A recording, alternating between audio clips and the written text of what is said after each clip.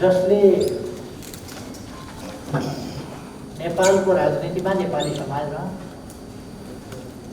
हाम्रो पार्टीले प्रस्तुत गरेका विचारहरू राजनीतिको सम्बन्धमा र हाम्रो पार्टीले अगाडि बढाएका व्यवहारिक कदमहरू, हाम्रो पार्टीले अगाडि सारेका आर्थिक, सामाजिक, सांस्कृतिक रूपान्तरणका कार्यक्रमहरू र हाम्रो पार्टीले अगाडि सारेका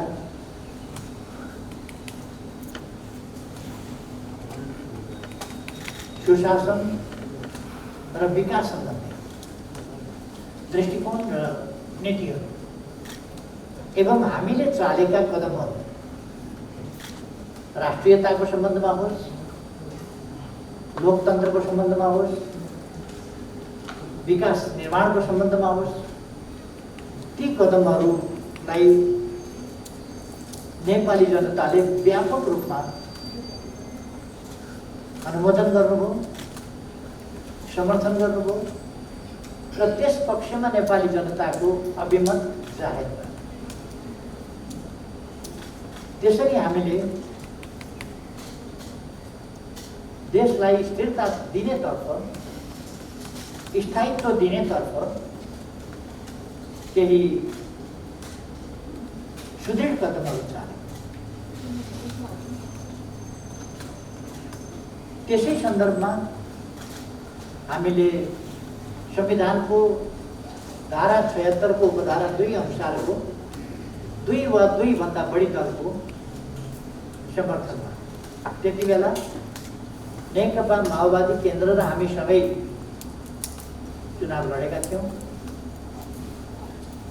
एउटै चुनाव चिन्हबाट लड्न मानिसकेर पनि फेरि माओवादी केन्द्र पछि हटेको हुनाले हामीलाई केही नोक्सान भए तापनि हामीले त्यस नोक्सानीलाई मेकअप गरेर अगाडि बढेका थियौँ र चुनावमा तुलनात्मक रूपमा राम्रो परिणाम प्राप्त गरेका छौँ। तैपनि हामीसँग बहुमत थिएन र चुनावी तालमेल गर्दा नै हामीले चुनावपछि लगत्तै हामी पार्टी एकीकरण गर्छौँ। नेपालको विकासका लागि पार्टी एकीकरण गरेर स्थिरता र स्थायित्वको तर्फ त्यसका लागि एउटा अनुकूल वातावरण निर्माण गर्दै अगाडि बढ्छौँ भनेर प्रतिबद्धता जनाएका थियौँ। त्यसै अनुसार जेठ 3 गते हामीले 75 साल जेठ 3 गते हामीले पार्टी एकीकरण गर्यौँ र झन्डै 2/3 सरकारको स्थिति बनायो। एउटै पार्टीको झन्डै 2/3 सरकार बनेपछि स्वाभाविक रूपमा त्यो सरकार बहुमतको सरकार बनिसकेपछि एउटै पार्टीको त्यो सरकार संविधानको धारा 76(1) अनुसारको सरकार भयो र हामीले एक अनुसारको सरकार चलाउँदै गयौँ। आन्तरिक समस्याहरू थिए, पार्टीभित्र गलत विचार र प्रवृत्तिहरू थिए, पार्टीभित्र विचारधारात्मक प्रश्नमा भिन्न राय वा अभिमत हुनु अनौठो कुरा हो। हाम्रो जस्तो लोकतान्त्रिक पार्टीले र प्रकृतिमा रहेकै विविधतालाई, बहुलतालाई बुझेको र यस्ता कुराहरूलाई सकारात्मक ढङ्गले, सहज ढङ्गले ग्रहण गर्नुपर्छ भन्ने बुझेको हाम्रो पार्टी वैचारिक भिन्नता प्रति किञ्चित असहिष्णु हुँदैन। तर हाम्रो पार्टीभित्र वैचारिक असहिष्णुता मात्रै होइन, त्यो वैचारिक भिन्नता मात्रै होइन, र त्यो वैचारिक भिन्नताको रूप दिन खोजे पनि त्यसलाई असहिष्णुताका साथ दिने प्रवृत्तिहरू र अराजनीतिक ढङ्गले चल्न खोज्ने आफ्ना पद होदा मान सम्मान र स्वार्थलाई केन्द्रभागमा राख्ने प्रवृत्तिहरू निकै धेरै बलवान रहे। तर पनि हामीले ती सबै कुराहरूलाई हामीले समाधान गर्दै गयौँ र देशले एउटा ठुलो आशा भरोसा विश्वास हामी माथि गरिरहेको थियो। तदनुसार नै हाम्रो सरकारले ऐतिहासिक रूपमा अभूतपूर्व ढङ्गले विकास निर्माणको गतिलाई अगाडि बढायो। शान्ति सुव्यवस्था, जनताले प्राप्त गर्नुपर्ने सेवा सुविधाको उपलब्धता, भ्रष्टाचार नियन्त्रण, भ्रष्टाचारप्रति असहिष्णुताको अर्थात् शून्य सहनशीलताको हाम्रो व्यवहार र योजनाबद्ध दृष्टिकोण सहितको विकासको तीव्र आकांक्षा र त्यस आकांक्षालाई व्यवहारमा परिणत गर्ने हाम्रो प्रतिबद्धता र तदनुसारको क्रियाशीलता, यी कुराहरूले हाम्रो पार्टी झन लोकप्रिय हुँदै अगाडि बढिरहेको। देशमा वास्तवमा भन्ने हो भने समस्या थिएन। हामीले राष्ट्रिय हितलाई सम्वर्धन गरिरहेका थियौँ। हाम्रो सार्वभौम सत्तालाई हामी सम्वर्धन गरिरहेका थियौँ र छिमेकी मित्र राष्ट्रहरूको सँगको हाम्रो सम्बन्धलाई कतै असमझदारी पैदा भयो भने त्यसलाई राष्ट्रिय हित, न्याय र अन्तर्राष्ट्रिय उत्तरदायित्वको आधार, पारस्परिक लाभ र पारस्परिक सम्मानको आधार, त्यसै गरेर सार्वभौम समानताका आधार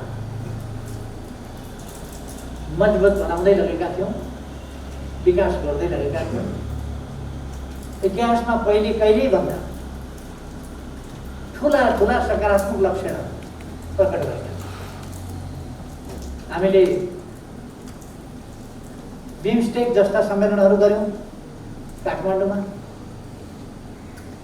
अन्तर्राष्ट्रिय लगानी सम्मेलन जस्ता गऱ्यौँ, अरू विभिन्न सम्मेलनहरू अन्तर्राष्ट्रिय स्तरका, ILO सम्बन्धी अरू विभिन्न क्षेत्रका सम्मेलन गऱ्यौँ। अन्तर्राष्ट्रिय क्षेत्रमा हामीले सहभागिताद्वारा हाम्रा सुस्पष्ट दृष्टिकोणहरू र सही दृष्टिकोणहरू अगाडि सार्यौँ र ती मञ्चहरूमा पनि हामीले हाम्रो उपस्थिति जनिने, हाम्रा विचारहरू सुनिने, हामीतर्फ विश्वको ध्यान आकर्षित गरिने स्थिति निर्माण गर्यो र हाम्रो राष्ट्रिय हित, देशको सार्वभौम सत्ता, यी कुराहरू पनि सुदृढ हुँदै गए। तर पार्टीभित्र बेग्लै योजनाहरू पनि बन्दै गए र ती बेग्लै योजनाहरू बन्दै गएका कुरा व्यवहारमा भद्दा ढङ्गले प्रकट पनि भइ नै रहे। खास गरी सञ्चार माध्यममा पार्टीका नीतिहरूको धज्जी उडाउने, पार्टी नेतृत्वको धज्जी उडाउने, गाली बेइज्जती र अपमान गर्ने र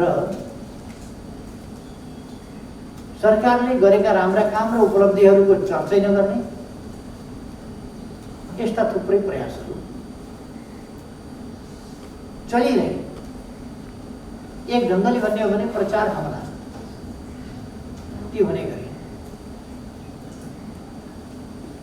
यस्ता कुराहरूका कारणले जनतामा अलिकति वितृष्णा, नैराश्यता जसमाथि आशा भरोसा गरिएको, विश्वास गरिएको र अपेक्षा गरिएको, त्यही आशा भरोसा र अपेक्षाका ठाउँबाट, त्यही संस्थाबाट त्यस विपरीतका कतिपय प्रवृत्ति र क्रियाकलापहरू प्रकट हुँदा जनता दुखित र निराश हुनु अस्वाभाविक होइन। त्यस खालका कुराहरू पनि भए। 2 वर्षसम्म एउटै पार्टीको सरकार छ भने त्यहाँ कसैले सहभागी दलले समर्थन फिर्ता लिने पनि कुरा भएन, सहभागी दल अलग हुने भन्ने कुरा पनि भएन र अविश्वासको प्रस्ताव अरूले पनि राख्न सक्ने कुरा भएन। तर जब 2 वर्षको समय पुरा भयो त्यसपछि पार्टीभित्र असाधारण अस्वस्थता सुरु भयो। पदीय आकांक्षाका लागि, अस्वस्थ पदीय आकांक्षाका लागि र एउटा खास जङ्क्चरबाट पनि होइन, स्वस्थ प्रतिस्पर्धाबाट पनि होइन, जालझेल षड्यन्त्र टिक्रणबाट, पार्टीभित्रको अस्वस्थ गुटबन्दीबाट अस्थिरता पार्टीमा पैदा गर्ने अथवा जेसुकै होस् तर आफूले पद प्राप्त गर्नुपर्छ भनेर केही तत्त्वहरू पार्टीभित्र क्रियाशील भए। त्यसले पार्टीमा एउटा असहज वातावरण बनाउँदै गयो। 2 वर्ष पुरा भइसकेपछि पार्टीभित्रैबाट राजीनामा, पार्टीभित्रैबाट अविश्वास राख्न अप्ठ्यारो, अरूको अविश्वास राख्ने हैसियत नभएको, त्यस्तो स्थितिमा अब राजीनामाको मागको एउटा एक खालको भन्यो भने यस्तो अस्वस्थताको चाहिँ बबन्डर मचाउन खोज्यो राजीनामा। यस ढङ्गको एउटा अस्थिरता ल्याउने खेल सुरु भयो। त्यो खेल अब विरोधीहरूसँगको साँठगाँठ त्यसतिर गर्नु, जे भेटिन्छ त्यसको प्रयोग गर्ने, जे प्रयोग गरेर झटारो हान्न सकिन्छ, पार्टीलाई कमजोर पार्न सकिन्छ त्यो गर्ने, त्यस खालका प्रयासहरू भए। यी कुराहरू हुँदै आएर हामी सबैलाई थाहा छ, यसअघि पनि हामीले अलिकति चर्चा गरेका छौँ। हुँदै आएर अनेक हामीले अनावश्यक पार्टीभित्र सम्झौता, यो दुनियाँमा कहीँ पनि पार्टीभित्र सम्झौताको परिकल्पना गरिँदैन। जब पार्टीभित्र सम्झौता हुन थाल्छ त्यो अस्वस्थताको पराकाष्ठा हो भन्ने बुझ्नुपर्छ।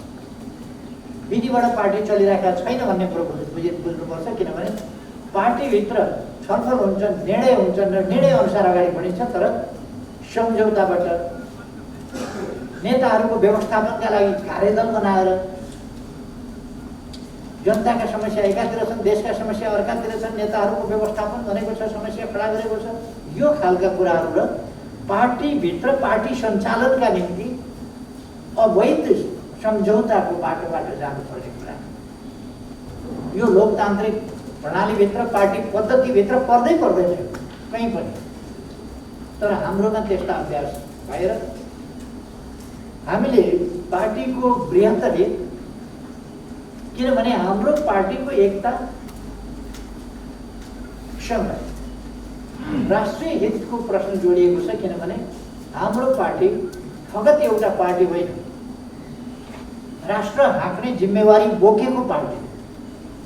त्यसकारण यो राष्ट्र हाँक्ने अभिभावक, यो जिम्मेवारी बोकेको पार्टीले हामीले पार्टीभित्रको समस्यालाई राष्ट्रिय समस्याकै रूपमा, पार्टीको भविष्यलाई राष्ट्रको भविष्यसँग जोडेर हेर्नुपर्ने अवस्था हुन्छ। त्यसै गरी हामीले केही अस्वस्थ कुराहरूलाई, अनुचित कुराहरूलाई पनि स्वीकारेर भए पनि पार्टीको एकता जोगाउँ भनेर प्रयास गर्ने लचिलापन देखायौँ। त्यो लचिलापनले पटक पटक सम्झौता गर्यो।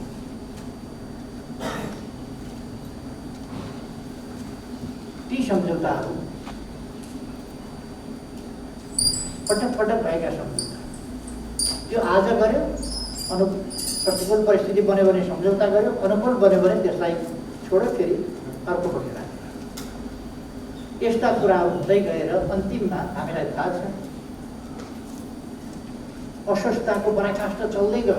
कहिले बैठकका लागि भनेको छ हस्ताक्षर गरेको छ, कहिले केका लागि भनेको छ हस्ताक्षर गरेको छ, हस्ताक्षर अर्कै प्रयोजनका लागि सांसदहरूको हस्ताक्षरको सिलसिला चलेको छ, किनभने बहुमत पुग्यो भने दलको नेता परिवर्तन गर्ने त्यसका लागि, तर भन्दाखेरि बैठक बोलाउनका लागि भन्ने यस प्रकारका छलछाम सांसदहरूसँग पनि छलछामका कुराहरू भए।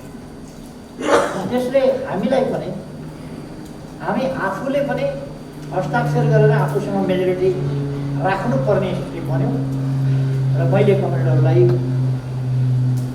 जो सांसद कमरेडहरू त्यो खास गरी प्रतिनिधि सभा सदस्य, राष्ट्रिय सभा सदस्य कमरेडहरूले पनि संसदीय दलको हकमा सिग्नेचर गर्नु जरुरी थियो र हामीले जेन तेन उनीहरूको मेजोरिटी पुग्न दिएर,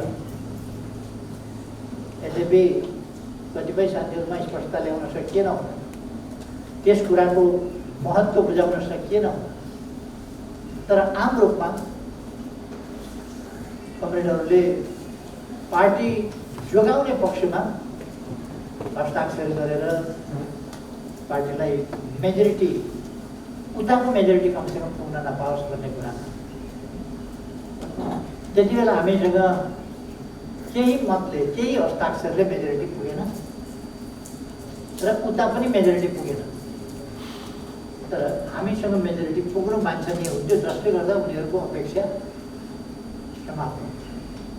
हाम्रो पार्टीले संस्था र गुटको बिचमा भेद छुट्याउन नसक्ने खालको स्थिति भएर एउटा पङ्क्ति पार्टी र गुट छुट्याउन नसकेर गुटको पछि गुटको साथ नहुने खालको स्थिति, दुःखद स्थिति बन्यो, जसबाट स्पष्ट भयो कि अब पार्टी एउटा असहज, असामान्य स्थिति र दुर्घटनातर्फ जाँदैछ। त्यही कुरा कार्तिक 28 गते पुग्दा अब लिडरसिपमाथि